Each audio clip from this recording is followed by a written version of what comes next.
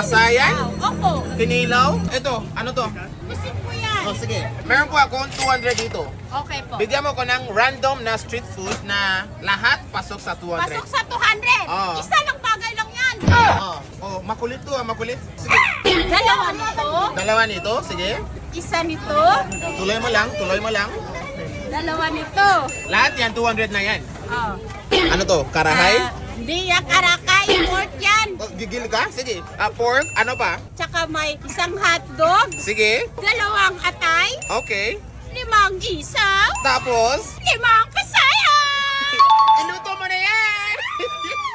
Makulit! Nasaan na si ate? Yes sir, ito na po yung order niyong 200. Maraming salamat po. Bayad. Thank you.